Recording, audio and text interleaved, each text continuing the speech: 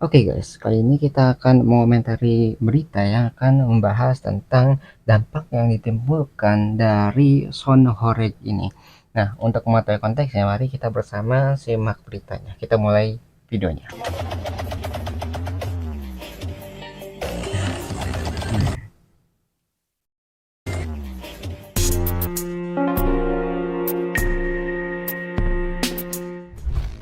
Serangkaian sound system bertumpuk membentuk gunung, lalu memutar lagu dengan volume kencang dalam beberapa waktu belakangan menjadi tren hiburan di masyarakat, khususnya di banyak daerah seperti Jawa Tengah dan Jawa Timur. Yaps, itu adalah sound horeg. Nah, kita bisa lihat ya, sound horeg itu dia menggunakan speaker lebih dari 5 buah. Jadi benar-benar suara itu sangat-sangat kencang sekali. Ya bayangin satu speaker aja mungkin udah sangat keras. Ini lebih dari 5 dipakai dan itu ditumpuk loh ya di atas sebuah truk, biasanya truk yang besar itu. Jadi suara itu benar-benar keras dan bisa mengganggu kenyamanan kalau diputar secara terus-menerus. Speaker disusun di atas truk yang identik memutar lagu dangdut koplo, campur sari, musik DJ, hingga remix dengan volume yang sangat tinggi. Iya, keras sekali suaranya. Istilah sound horeg berarti sound adalah suara, sedangkan horeg berasal dari bahasa Jawa kuno yang artinya merujuk pada sesuatu yang bergetar.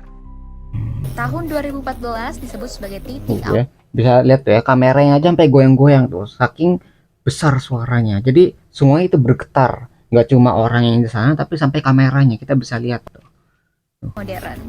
Pasca pandemi COVID-19 tahun 2020, popularitas sound horeg semakin melonjak. Fenomena ini lantas menyebar cepat dari Malang, Jawa Timur, di banyak daerah, Blitar, hingga meluas ke berbagai kota di Jawa Tengah, bahkan luar Jawa. Di tiap daerah, sound horeg berkembang dengan ciri khas masing-masing. Ada yang menggabungkannya dengan budaya lokal seperti tarian tradisional, iring-iringan karnaval, hingga unsur keagamaan. Jadi itu nggak cuma suara doang ya. Jadi tadi suara ada, untuk ada pengirangannya juga. Jadi diselingi dengan budayanya. Ada yang dengan tarian, ada yang dengan keagamaan dan sebagainya. Jadi nggak cuma suara tapi digabungkan dengan budaya yang udah ada di daerah tersebut. Makanya setiap sound horeg itu mungkin agak berbeda ya pelaksanaannya di berbagai daerah. Karena ya budaya masing-masing daerah itu kan berbeda. Gitu. Jadi punya ciri khas yang unik gitu dari sound horeg di tiap daerah. Juga sering hadir memeriahkan kegiatan pemilihan umum, seperti pada saat pelantikan Prabowo Gibran 20 Oktober 2024 lalu. Harga yang dikeluarkan untuk mengundang sound horeg juga tidaklah murah, mulai dari 20 juta rupiah tergantung jarak tempuh dan durasi bermain. Sementara itu di media sosial, kehadiran sound horeg membuat banyak lelucon, salah satunya julukan Thomas Alva Edison yang disebut-sebut sebagai penemu sistem pelantang horeg. Waktu pulang kerja gitu, Lapornya. lihat TikTok, lihat sosial media yang lain itu ada wajah saya terus sama teman-teman netizen diedit mungkin jadi Thomas Alva Edison penemu apa gitu. Jadi populer ya. Seneng sih Kak. Terkenal buat orangnya. Hiburan aja gitu. Tapi kita bisa lihat ya mukanya tuh kayak capek banget tuh, ngantuk sekali gitu ya dari matanya tuh. Lihat dari kantung matanya ya. Tuh kayak menghitam banget dan kayak capek gitu ya ngurusin sound horeg gitu ya. Jadi emang mungkin benar-benar kerja keras gitu untuk mempertahankan budaya seperti ini ya. Kita kan berantakan kadang karnaval gitu selesainya sampai pagi Kak, sampai jam 5 pagi, begadang sampai subuh gitu. Terus pindah lokasi gitu. Mungkin itu yang menyebabkan mata saya jadi kelihatan lebih kantungnya matanya hitam. Kalau remix lagu sih kita ada tim sendiri Kak ya. Kita ada tim sendiri di Breo Audio. Kalau saya kan bagiannya cuma ini penataan suara, penataan di sound systemnya gitu. Jadi banyak tugasnya tuh, ada yang buat musik, ada yang nata soundnya, ada yang mungkin fokus di budayanya gitu. Jadi ini nggak cuma satu pihak saja yang terlibat, tapi ada banyak timnya gitu. Nah itu yang buat kayak tadi nggak sesimpel itu ya sound horeg itu. Nggak cuma musik keras saja yang diputar, tapi tadi ada kombinasi ya dari semua pihak gitu, entah dari soundnya, entah dari musiknya, sama dari budaya yang ada di daerah tersebut. Jadi itu bergabung di satu tempat yang sama, menjadi hiburan yang unik, yang berbeda dari sebelumnya yang pernah ada. Jadi ini kayak budaya baru lah. Di balik popularitasnya, fenomena sound horeg menimbulkan banyak persoalan. Nah ini Mungkin masalahnya untuk nih. sebagian masyarakat, sound horeg adalah hiburan baru yang murah meriah. Tapi Awalnya bagi hiburan. sebagian lainnya, keberadaan sound horeg justru mengganggu karena Nah, suara ini keras yang dihasilkan mengusik suaranya ya. ketenangan lingkungan sekitar. Salah satu warga Blitar melalui akun Facebooknya pernah mengukur tingkat kebisingan sound horeg menggunakan aplikasi dBmeter berapa smartphone besar pada nih? 19 Juli 2025. 130-an. Hasilnya menunjukkan tingkat kebisingan di lokasi tempat sound Keras horeg sekali berlangsung itu. mencapai 130 desibel. Melansir Itu dari berbagai sumber, bahaya sekali sound tuh. horeg bisa menghasilkan tingkat kebisingan hingga 135 desibel. 135 Suara tuh dengan maksimalnya. intensitas tinggi 135 desibel bisa menghasilkan getaran kuat yang menyebabkan rumah bisa bergetar apabila struktur bangunan rentan. Gerakan yang terjadi terus-menerus akibat suara yang tinggi juga bisa menyebabkan retak pada dinding dan Sampai lantai retak rumah. ya. Bisa dibayangkan betapa kerasnya suara sound horeg. Ya. Jadi bayangin tuh ya, dinding bisa retak gara-gara getarannya. Kadang genteng itu bisa pada jatuh gara-gara kan tadi getarannya tinggi. Jadi pada merosot itunya gentengnya. Itu bayangin ke bangunan aja yang solid itu bisa retak, ada yang bisa hancur, ada yang bisa sesuatunya bisa ngerusak gitu lah. Hanya dengan getarannya saja. Itu bangunan yang solid, bangunan yang keras. Bayangkan dengan manusia. Manusia kan tahu kita tuh lebih lemah ya, lebih lunak dibandingkan dengan bangunan. Bayangkan kita terkena getaran itu terus-menerus, setidaknya gitu ya. Bayangan yang paling sensitif di telinga kita itu, gendang telinga kita mungkin bisa rusak gara-gara getaran tadi gitu ya. Bayangkan bisa dibandingkan ya, bangun aja rusak, apalagi dengan gendang telinga kita yang lebih sensitif daripada bangunan. Itu pasti bisa rusak ketika terus-menerus menerima getaran yang di luar batas normal ini gitu. Ya bahayanya di Dibandingkan situ. tingkat kebisingan sound horeg ini sedikit lebih rendah dari suara pesawat saat Pesawat lepas berapa? landas yang berada di angka 140 desibel. 140 kan. Bedanya nggak terlalu jauh loh. Tadi kan 135 tuh maksimal dari sound horegnya. Yang pesawat tuh 140. Tapi ini beda ya. Kalau pesawat kan dia suara keras oke. Cuma kan di dalam pesawat tuh ada peredamnya, ada dikasih preventifnya gitu. Dan kalau yang untuk di luarnya, karena pesawat itu kan bergerak, dia mungkin berisik tapi dalam waktu yang singkat saja. Karena ya tadi mungkin hanya beberapa detik pesawatnya udah berpindah dari satu tempat ke tempat lainnya dalam waktu yang sangat singkat. Itu mungkin kendaraan kita nggak tahu rusak juga. Tapi kalau sound horeg itu kan berbeda, mereka di satu tempat yang sama diputar lagunya itu kencang dan berjam-jam gitu. Nah itu bisa menimbulkan kerusakan lebih parah gitu ya, karena ya tadi di satu tempat yang sama suaranya keras dan dia tidak bergerak di satu tempat itu ya, jadi kerusakannya lebih parah daripada pesawat tuh ya. Padahal batas aman paparan suara bagi manusia berada di angka 85 desibel dalam durasi 85. 8 jam. Berarti jauh banget tuh ya dari batas normal. Mendengarkan suara keras secara berlebih dapat menimbulkan gangguan fisik maupun psikologis. Psikologis juga berarti. Paparan suara ekstrim pada level antara 130 hingga 135 desibel, seperti yang diukur pada beberapa kasus sound horeg, bisa menyebabkan kerusakan permanen pada sel rambut koklea dalam waktu 2 detik. Dalam waktu 2 detik aja bisa merusak jaringan sarafnya di telinga. Bayangkan kalau sound horeg tuh kan bisa lebih dari 30 menit lah, pasti berjam-jam di sana. Itu kalau misalnya terus dibiarkan begitu, banyak orang yang mungkin awalnya masuk ya dengan telinga yang sehat di acara tersebut, tapi keluar-keluar udah nggak bisa dengar lagi. Itu gara-gara suara yang sangat keras itu. Jadi itu bahayanya. Jadi masuk sehat, keluar sakit, udah nggak bisa dengar lagi, udah budek atau enggak bisa menyebabkan tuli gitu. Karena dia kan bilang permanen.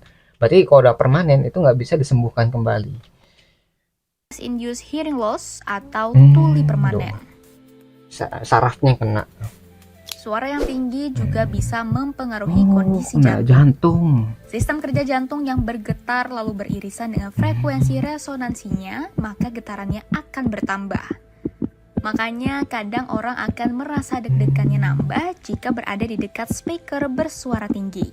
Oh gitu. Jadi kayak ini kan namanya jantung itu kan berdetak ya. Dalam 1 menit itu ada berapa kali detakan, mungkin puluhan kali ya. Itu kan ada iramanya, ada ritmenya. Dia tuh teratur, jadi stabil gitu. Nah, kalau misalnya ditambah dengan sound horeg yang keras itu kan bergetar. Nah, getarnya itu mungkin bisa mengganggu irama detak jantung ini. Jadi yang awalnya dia tenang, tapi gara-gara getaran tadi dia jadi deg-degan.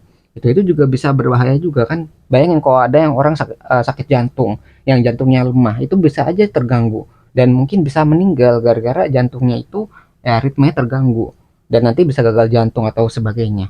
Jadi dampaknya bisa ke jantung juga ternyata. Ya, dampaknya bisa berbahaya itu. Ya, apalagi yang lemah jantungnya, yang mungkin gagal jantung ataupun yang apa ya, punya penyakit jantung lah, riwayat jantung. Mungkin tuh bakal beresiko tinggi ya ketika ada sound horeg ini. Dan itu suara kencang juga dapat mempengaruhi kesehatan lambung dan gangguan Ke tidur. pencernaan juga ya. Ya kalau yang fisiologis tadi dengan mudah bisa diukur kan. Kalau fisik Artinya, ya. orang Kan deaf tampak. tuli bisa diukur, orang yang sakit jantung bisa diketahui dan seterusnya. Nah, yang sulit itu adalah yang terkait dengan fisiologis atau psikologis ya. Yang Jadi mental ya. tadi ada sisi fisik, ini sisi psikologi ya. Nah, suara itu seperti tresor sebenarnya adalah apa ya, stresor gitu ya. Jadi dia mempengaruhi mental health dari orang. Ya, jadi kalau saya misalnya atau orang itu misalnya mendengarkan suara tertentu itu bisa jadi dia tambah stres gitu kalau lagi tidak bagus moodnya gitu ya. Bisa juga dia pusing, mual dan seterusnya ya, atau bisa jadi shock gitu ya kalau tiba-tiba lagi enak-enak makan misalnya tiba-tiba ada suara seperti bom meledak dung gitu kan, orang bisa kaget bisa.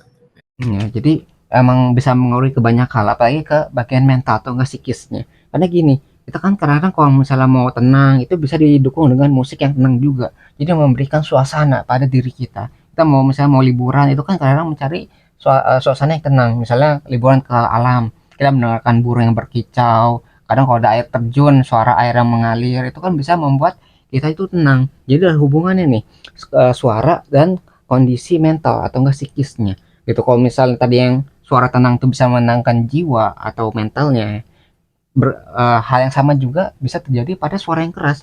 Yang awalnya tenang, yang awalnya nyaman, tiba-tiba ada suara keras, itu membuat orang tuh jadi gelisah, jadi panik dan sebagainya. Jadi suara dan psikis itu ada hubungannya. Ya dilihat dari bagaimana organisme itu merespons suara.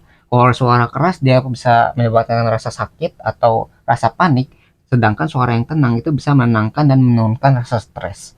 Ya ada hubungannya ternyata. Banyak hal yang kemudian agak sulit kemudian diukur langsung karena itu hanya bisa dirasakan oleh orang-orang tertentu ya.